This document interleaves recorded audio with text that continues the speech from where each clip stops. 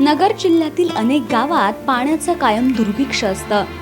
बाबुर्डी बेंद हे गावही दुष्काळी म्हणून प्रसिद्ध. नगर श्रीगोंदा रस्त्यावर नगर शहरापासून सुमारे 22 किलोमीटर अंतरावर हे गाव आहे. काही ठिकाणचा अपवाद सोडला तर परिसरात डोंगर, खडकाळ आणि माळ रानाच्या जमिनी अधिक. पावसाचं प्रमाण या भागात कमी असल्यानं ज्वारी, बाजरी, मका, हुलगा अशीच या भागातील पारंपरिक पिकं. आमच्या इथं गावामध्ये पाण्याची परिस्थिती जेमतेमच आहे. आम्हाला एक वर्षागणिक 2 ते 3 पाऊस होतात आणि त्याच्यानंतर आमच्या इथं इरिगेशन टँक वगैरे, आम्हाला कुठं कॅनलचं पाणी नाही आहे. कसल्याच परिस्थितीचं पाण्याचं नसल्यामुळं आम्ही निसर्गाच्या पाण्यावरच अवलंबून आहोत. आम्हाला जून जुलैमध्ये जर पाऊस झाला तर त्याच्यामध्ये आम्ही जे येणारे पीक, जे सांप्रदायिक पीक घेतात काय, मग ज्वारी, बाजरी, मूग, उडीद हे पिकं घेत असतो. पण त्याच्यानंतर कालांतराने आम्ही कधी गावातील सगळ्यांनीच, म्हणजे आम्हीच सगळ्यांनी पुढं बोरवेल मारून प्रत्येक बोरमधून 1-1 इंची पाणी काढून अशा प्रकारे शेतीवर मात केली. श्रीमंत चोभे यांच्याकडे सुमारे 6.5 एकर शेती आहे. त्यांनी पीक बदल म्हणून भाजीपाला लागवडीचा निर्णय घेतला. 3 एकरात भाजीपाला लावला, 2 एकरात कांदा आणि इतर पिकं लावली. भाजीपाल्यातून त्यांना चांगलं उत्पन्नही मिळू लागलं. 6-6.5 एकर शेती आहे. त्या 6 एकरामध्ये आम्ही जवळजवळ 3-3.5 एकर आता भाजीपाला घेतो आणि 2-1 एकर सांप्रदायिक कांदा बिंदा अशी पिकं घेतो. तर आम्हाला बाकीच्या पिकांपेक्षा आम्हाला हे भाजीपाला पिकामध्ये जास्त प्रॉफिट सापडलं. आणि थोड्या पाण्यावर येणारे पिकं आहेत. दररोज 20 मिनटं जरी मोटर चालली तरी आम्हाला त्याचा फायदा होतो. आणि 20 मिनटं पाण्यावर आमच्या ड्रीपद्वारे सगळं असल्यामुळं, ठिबकवर असल्यामुळं आम्हाला ते पीक काढायला सोपं जातं. श्रीगोंदा परिसरातील चोभे यांच्या काही मित्रांनी कारल्याच्या लागवडीतून चांगलं उत्पन्न मिळवलं होतं. चोभे यांनाही त्याच्यापासून प्रेरणा मिळाली. गेल्या 3 वर्षांपासून ते कारल्याची लागवड करतायत. त्याप्रमाणे यंदाच्या वर्षी त्यांनी 50 गुंठ्यावर कारल्याची लागवड केली आहे. मी 3 वर्षापासून कारल्याचे पीक घेतो. पण गेल्या 3 वर्षापूर्वी मी एकदा 10 गुंठे कारले घेतले होते. त्याच्यामध्ये मला सगळे प्रॉफिट जाऊन 20-25 हजार रुपये राहिले होते. त्या दुसऱ्या वर्षी अर्धा एकर घेतले, त्याच्यामध्ये मला 70-80 हजार रुपये प्रॉफिट सापडलं. आणि आता तिसऱ्या वर्षी मी जास्त लागवड केली, 1.25 एकराची लागवड केली. तर याच्यामध्ये मला प्रॉफिट सापडलं. त्याच्याकरता मी ह्या कारल्यांना 1.25 एकर केलं म्हणून मशागत बी भरपूर केली. पहिल्यांदा आडी उभी नांगरट करून घेतली. नांगरट केल्यानंतर 2 कुळवाच्या पाळ्या घातल्या. कुळवाच्या पाळ्या घातल्यानंतर खतं टाकून घेतले. खतं टाकल्यानंतर काही बुरशीनाशक औषधं पण खाली बेडमध्ये भरली. आणि प्रत्येकी बेड हे 8 फुटावर बेड टाकलं. त्याच्यानंतर लॅडर हातरून घेतली.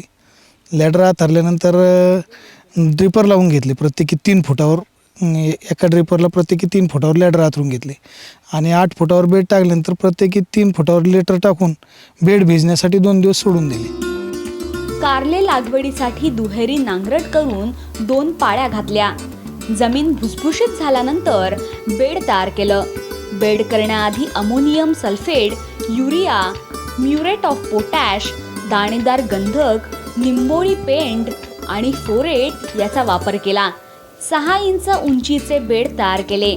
त्यानंतर जमीन भिजवून 3ऱ्या दिवशी बीज प्रक्रिया करून बियाणं ऑगस्ट महिन्यात लावलं. लागवडीनंतर 9व्या दिवशी बी उगवलं. 8 ते 10 दिवसांनी 4 पानावरती बी आल्यानंतर त्याला ह्युमिक ॲसिडची आळवणी घेतली. ह्युमिक ॲसिडची आळवणी घेतल्यानंतर बियावर पहिल्यांदा याचा बुरशीचा फवारा घेतला. 6 ते 7 पानावर आल्यानंतर, म्हणजे 20 दिवसांनी.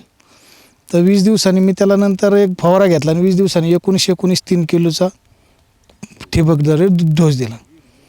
त्याच्यानंतर 80 दिवस ते 40 दिवसांनी मी 13-40-13 चालू केलं. 13-40-13 मी प्रत्येकी 4 दिवसा मिळून कारल्याला सोडवतो. 3 किलो प्रत्येकी 4 दिवसाला. त्याच्यामध्ये ॲमोनिया सल्फेट सोडलं, एकदा मॅग्नेशियम सल्फेट सोडलं, एकदा बोरॉन सोडलं. झाडं सुमारे 1.25 महिन्याची झाल्यानंतर पिकाच्या वाढीसाठी बांबू आणि तारांचा आधार उभारला. झाडांना फुलं येईपर्यंत दर 3 दिवसांनी विद्राव्य खताचा डोस दिला. बोरच्या पाण्याचा वापर काटकसरीनं केला. दररोज 20 मिनिटं ठिबक संचाचा ड्रिपर चालवून प्रति रोपाला 3.5 लिटर पाणी दिलं. आवश्यकतेनुसार फवारणी केली, तसंच कीड नियंत्रणासाठी कामगंध सापळ्यांचा वापर केला.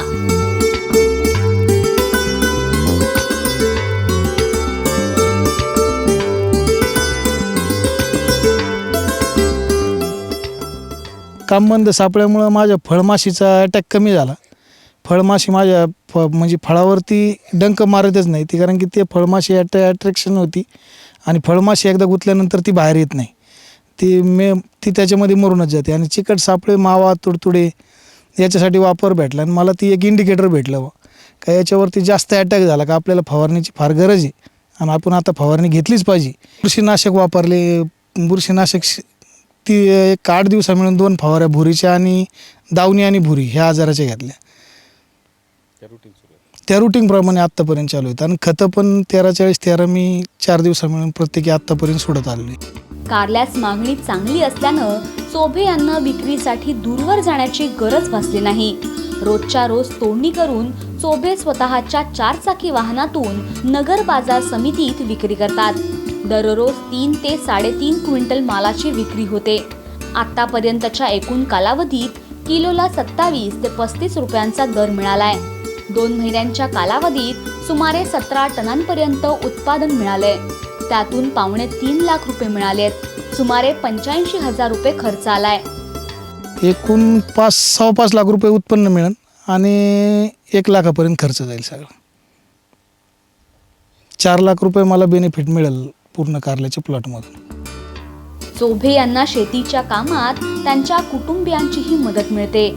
आधुनिक पद्धतीनं शेती करत असल्यापासून चांगलं उत्पन्न मिळत असल्यानं घरातल्या सदस्यांनीही समाधान व्यक्त केलंय.